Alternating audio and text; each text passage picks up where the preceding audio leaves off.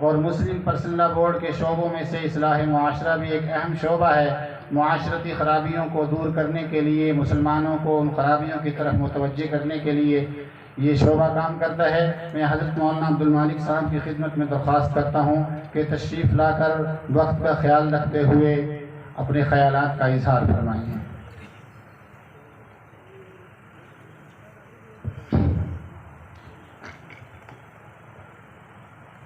بسم اللہ الرحمن الرحیم، نحمدہ و نصلی علی رسولہ الکریم، اما بعد۔ حضرات علماء کرام اور اس تاریخی اجلاس کی صدارت فرما رہے ہم سب کے بزرگ روحانی پیشوا فقیہ العصر حضرت اقدس مولانا خالد سیف اللہ رحمانی دامت برکاتہ العالیہ، جو اس وقت ملک ہی نہیں بر صغیر بلکہ میں کہوں عالمی طور پر مسلمانان کی رہنمائی فرما رہے ہیں، رہبری فرما رہے ہیں۔ میرے بہت ہی موقر و معظم علماء کرام اور پورے ہماچل پردیش سے تشریف لائے ہوئے تمام حضرات، ہم سبوں کے لیے یہ لمحے بہت تاریخی ہیں اور بہت ہی سعادت کے لمحے ہیں کہ ہم سب کے درمیان اس وقت عالم اسلام کی بہت عظیم شخصیت موجود ہیں۔ ہم سب کو اس کا اندازہ نہیں ہے کہ حضرت والا کی خدمات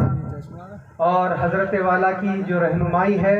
اس سے پورا عالم کس طریقے سے فیضیاب ہو رہا ہے، وہ ہم علاقے والوں کو اس کا اندازہ نہیں ہے۔ اس کا اندازہ وہ لوگ کر سکتے ہیں جو علمی لوگ ہیں اور جو دانشور طبقہ ہے، اس ملک ہی کا نہیں بلکہ پوری دنیا کا دانشور طبقہ، علماء، فقہاء، محدثین اور مفسرین حضرت کے خطابات سے، حضرت کی تحریرات سے جو فائدہ اٹھا رہے ہیں اور جو فیض الحمدللہ عام اور تام ہے، وہ الحمدللہ ہمارے اس علاقہ ہماچل پردیش اور یہ پہاڑوں کے دامن میں پہنچا ہے۔ یہ بڑی سعادت کی بات ہے۔ میں پورے ہماچل پردیش کی جانب سے حضرت والا کا تہہ دل سے استقبال کرتا ہوں، اہلاً و سہلاً مرحبا پیش کرتا ہوں حضرت کی خدمت میں، اور حضرت والا کے ساتھ تمام رفقا، اور اسی طریقے سے خصوصی طور پر حضرت اقدس حضرت مولانا عتیق احمد بستوی مجد اللہ العالی، جو استاد حدیث ہے دارالعلوم ندوۃ العلماء لکھنؤ اور سیکریٹری ہے اسلامک فقہ اکیڈمی کے، اور کنوینر ہیں دارالقضاء کمیٹی آل انڈیا مسلم پرسنل لا بورڈ کے۔ یہ دونوں اکابرین، دونوں بزرگ حضرات اس سرزمین پر تشریف فرما ہے، یہ میں اندازہ نہیں لگا سکتا، اور آپ حضرات کے سامنے میرے پاس الفاظ نہیں ہے کہ ہم سبوں کی کس قدر خوش بختی ہے، اور ہماری خوشی کا کوئی ٹھکانہ نہیں ہے کہ ہم سبوں کی حقیر سی دعوت پر حضرت والا یہاں تشریف لائے ہیں، تمام حضرات اور تمام رفقا، اور انہی کے ساتھ ساتھ حضرت مولانا قاضی تبریز عالم صاحب، اور اسی طریقے سے میں ایک نام ضرور لوں گا، ہمارے رفیق بھی ہیں اور بہت ہی ساری تحریروں کے اور بہت کام کرنے والے ماشاءاللہ، حضرت مولانا وقار الدین لطیفی صاحب جو آفس سیکریٹری ہیں آل انڈیا مسلم پرسنل لا بورڈ کے اور بہت ہی معتمد ہیں ہمارے ان اکابرین کے، وہ بھی دہلی سے حضرت کے رفقا میں شریک ہیں، اور اسی طریقے سے حضرت مولانا نجیب الحسن صاحب، یہ تمام مہمانان اعظام ہیں۔ بہرحال مجھے صرف 2-3 باتیں عرض کرنی ہیں مختصر سی۔ میں ایک ادنا سا طالب علم ہوں، اور طالب علم اپنے اکابرین کے سامنے کچھ چند سطریں ہیں جو تحریر کی ہیں، اپنا سبق مختصر سا سنا دینا چاہتا ہوں وقت نہ لیتے ہوئے۔ نحمدہ و نصلی علی رسولہ الکریم، اما بعد۔ محترم و مکرم حضرات علماء کرام، اکابر آل انڈیا مسلم پرسنل لا بورڈ و کارکنان و شرکائے کانفرنس، السلام علیکم ورحمۃ اللہ وبرکاتہ۔ آج کے اس عظیم الشان اجلاس میں مجھے کچھ باتیں عرض کرنی ہے۔ ایک تو مسلم پرسنل لا بورڈ کا مختصر سا تعارف، اس کی خدمات، ہمارے اکابر کی قربانیاں، اور بالخصوص موجودہ حالات میں ہماری ذمہ داریاں۔ محترم معزز سامعین کرام، آل انڈیا مسلم پرسنل لا بورڈ کا قیام ایک ایسے وقت میں ہوا تھا جب حکومت کی جانب سے شرعی قوانین کو بے اثر کرنے کی کوشش کی جانے لگی تھی۔ پارلیمنٹ میں لے پالک یعنی متبنہ بل پیش کیا جا چکا تھا اور اس وقت کے وزیر قانون نے اس کو یونیفارم سول کوڈ کی تدوین کی طرف پہلا قدم قرار دیا تھا۔ متبنہ بل کی روح سے کوئی اگر بچہ گود لیا گیا تو اسے اصل اولاد کی حیثیت حاصل ہوگی اور میراث میں برابر کا شریک ہوگا، جو سراسر اسلامی شریعت کے منافی تھا۔ یہی وہ قانونی دھماکہ تھا جس کی وجہ سے مسلمانوں کو حکومت کی بدنیتی کا پورا ادراک ہو گیا۔ لیکن اس نازک موقع پر ملت اسلامیہ ہندیہ نے تاریخی بیداری کا ثبوت دیا اور ملک گیر احتجاج اور شدید رد عمل کے نتیجے میں حکومت کو متبنہ بل واپس لینے پر مجبور کر دیا۔ اس کے بعد علماء، قائدین، مسلم تنظیموں اور جماعتوں کی کوشش سے مسلمانان ہند میں یہ احساس پیدا ہو چکا تھا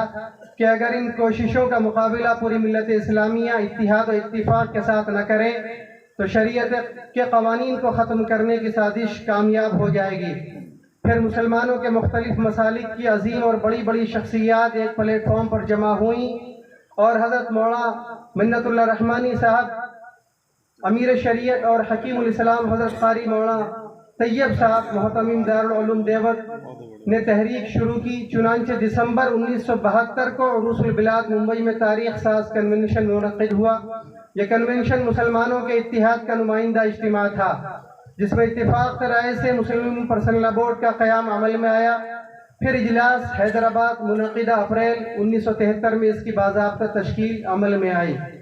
تحفظ شریعت کی اس تحریک کو حضرت مولانا قاری محمد طیب صاحب قاسمی رحمۃ اللہ علیہ اور حضرت مولانا سید شاہ منت اللہ رحمانی صاحب نور اللہ مرقدہ نے شروع کیا۔ اسی کنونشن نے باتفاق رائے حضرت مولانا قاری محمد طیب صاحب قاسمی کو آل انڈیا مسلم پرسنل لا بورڈ کا صدر منتخب کیا اور سید شاہ منت اللہ رحمانی صاحب، جو اس تحریک کے روح رواں تھے، بورڈ کے پہلے جنرل سیکریٹری قرار پائے۔ پرسنل لا بورڈ کی دو اہم ذمہ داریاں۔ مسلم پرسنل لا بورڈ نے دو اہم ذمہ داریاں قبول کی: بھارت میں مسلم پرسنل لا کے تحفظ کے لیے مؤثر تدابیر اختیار کرنا اور ہر اس کوشش کا مقابلہ کرنا جو شریعت میں مداخلت کے براہ راست، بالواسطہ یا متوازی قانون سازی کے ذریعے کی جا رہی ہو۔ دوسرے، مسلمانوں کو شرعی احکام، قوانین اسلامی و آداب اور حقوق و فرائض سے واقف کرانا، اسلام کے آئلی قوانین کے نفاذ کی ہماگیر جدوجہد، فقہ اسلامی کے تحقیقی مطالعے کا اہتمام اور شریعت اسلامیہ کے اصولوں پر قائم رہتے ہوئے کتاب و سنت کی روشنی میں نئے مسائل حل کرنا، مسلمانوں کے مختلف فقہی مسالک اور فرقوں کے مابین باہمی اشتراک و تعاون اور روابط و اتحاد کو پروان چڑھانا۔ بورڈ اپنے پہلے صدر حضرت قاری محمد طیب صاحب رحمۃ اللہ علیہ سے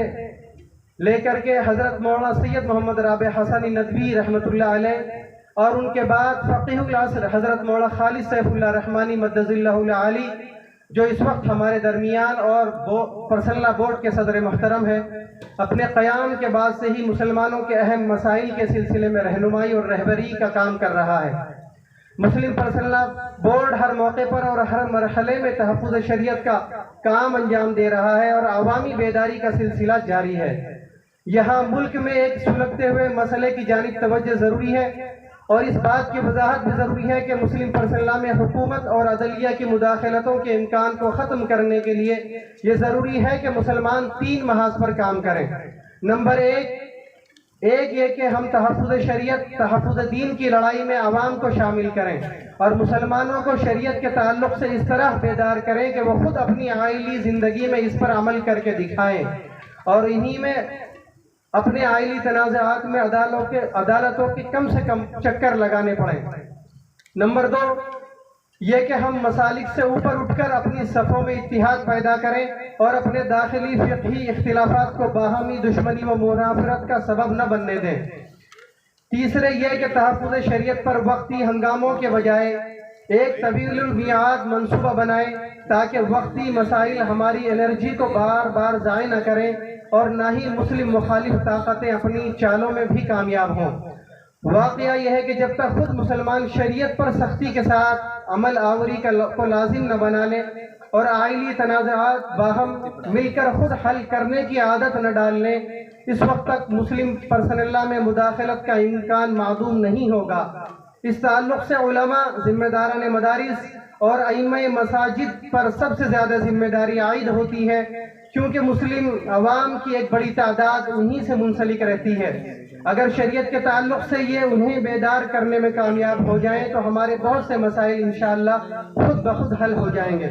اسلام نے اپنے ماننے والوں کو حکم دیا ہے کہ وہ اپنے تمام طرح کے تنازعات اور اختلافات کو قرآن و سنت کے مطابق حل کریں۔ چنانچہ قرآن کریم میں اللہ تعالیٰ نے فرمایا، اے ایمان والو، اللہ، رسول اور اپنے حاکموں کی اطاعت کرو، پس اگر تمہارے درمیان جھگڑا ہو جائے تو اس کے تصفیہ کے لیے تم اسے اللہ اور اس کے رسول کے پاس یعنی ان کے نائبین کے پاس لے جاؤ، اگر تم اللہ تعالیٰ، اس کے رسول اور آخرت پر ایمان و یقین رکھتے ہو۔ اس کام کو انجام دینے کے لیے اسی لیے اس کو قاضی کہتے ہیں، اور وہ جگہ جہاں باہمی تنازعات میں اللہ تعالیٰ کے اتارے ہوئے قانون کے مطابق فیصلہ دیا جاتا ہے اسے دارالقضاء یا شرعی عدالت کہتے ہیں۔ بالفاظ دیگر عدل و انصاف کے اسی عمل کو قضا کہتے ہیں، اور جہاں عدل و انصاف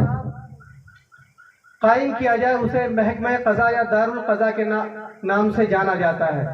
مسلم معاشرے میں ہر دور میں نظام قضا قائم کرنے کا خاص اہتمام رہا۔ بھارت میں مسلمانوں نے ہر زمانے میں قضا کا نظام قائم رکھا، اور مسلمانوں کی حکومت کے زمانے میں تو عدالتوں میں باقاعدہ مسلم قاضی ہوا کرتے تھے جو مسلمانوں کے معاملات میں شریعت کے مطابق فیصلہ کیا کرتے تھے۔ مسلم سماج میں دین متین سے دوری اور اسلامی احکام و قوانین سے ناواقفیت کی وجہ سے خواتین پر ظلم و ستم ہونے لگا، اور کئی جگہوں پر نوبت یہاں تک پہنچی کہ عورتوں کے مرتد ہونے تک کی خبریں آنے لگی، اور تاحال ایسے واقعات ہو رہے ہیں۔ یہ مظلوم عورتیں کسی طرح جب اپنے شوہروں کے ظلم سے چھٹکارا حاصل نہ کر سکیں تو انہوں نے بے چارگی و بے بسی کے عالم میں بدحواس ہو کر ارتداد کا رخ کیا۔ اللہ تعالی ہم سب کی حفاظت فرمائے۔ وطن عزیز میں اس قسم کے دردناک اور دلخراش کتنے ہی واقعات رونما ہو چکے ہیں۔ ان ناگفتہ بے حالات کو دیکھتے ہوئے مسلمانوں کے مشترکہ و متحدہ پلیٹ فارم آل انڈیا مسلم پرسنل لا بورڈ نے جگہ جگہ اجلاسوں کے ذریعے سے اس بات پر زور دیا کہ ملک میں ہر جگہ دارالقضاء کا نظام قائم کیا جائے، اور مسلمان اپنے گھریلو معاملات کو حل کرنے کے لیے انہیں شرعی عدالتوں سے رجوع کریں، تاکہ مسلمان اپنے خاندانی و گھریلو مسائل کو شریعت کے مطابق حل کر سکیں اور اپنی شریعت پر مکمل آزادی کے ساتھ عمل کر سکیں۔ آل انڈیا مسلم پرسنل لا بورڈ مسلمانوں کو یہ آواز دیتا ہے کہ مسلمان اپنے عائلی و گھریلو مسائل، نکاح، طلاق، ہبہ اور وراثت وغیرہ کو دارالقضاء سے ہی حل کریں اور دنیا و آخرت میں کامیابی اور اللہ تعالیٰ کی رضامندی حاصل کریں۔ یہ ہماری دینی و ایمانی ذمہ داری ہے کہ قانون الہی کے نفاذ کے لیے مسلم پرسنل لا کے منشور دارالقضاء کو ملک کے تمام صوبوں، شہروں میں پھیلائیں اور دارالقضاء کا قیام محلہ محلہ قائم کرنے کا عزم مصمم کریں۔ اکابرین ملت، اس سرزمین پر مسلم پرسنل لا بورڈ کا یہ پہلا تاریخی کاررواں ہے۔ اس سے گزشتہ سال دسمبر میں دارالقضاء سے متعلق ایک میٹنگ منعقد ہوئی تھی۔ آج ملک کے چیدہ شخصیات ہمارے ادنا سی دعوت پر علاقے کے مرکزی مدرسہ ابو ہریرہ رضی اللہ تعالی عنہ موضع دین ضلع منڈی میں تشریف فرما ہوئی۔ ہم دل کی گہرائیوں سے تمام کا فرداً استقبال کرتے ہیں، اہلاً و سہلاً مرحبا کہتے ہیں۔ آل انڈیا مسلم پرسنل لا بورڈ کا یہ اجلاس ایسے وقت میں منعقد ہو رہا ہے جبکہ ملک کا سیاسی و سماجی منظرنامہ تیزی سے بدل رہا ہے اور مرکزی حکومت کی پشت پناہی سے مسلمانوں کے آئلی قوانین و شریعت اسلامیہ میں دخل اندازی کی سازش تیزی سے بڑھ رہی ہے۔ ایسے وقت میں مدرسہ ابو ہریرہ رضی اللہ تعالی عنہ کے ارباب حل عقد اور ذمہ داران کی دارالقضاء کے قیام کی یہ کامیاب کوشش جہاں لائق تحسین ہے تو وہیں تمام لوگوں کے لیے قابل تقلید بھی۔ اور اب آخر میں پھر ایک بار اپنے تمام مہمانان اعظام کا شکریہ ادا کرتا ہوں اور ان تمام حضرات کا جنہوں نے اجلاس کو کامیاب بنانے کے لیے اپنا تعاون پیش کیا۔ جزاکم اللہ خیر الجزا، والسلام علیکم ورحمۃ اللہ وبرکاتہ۔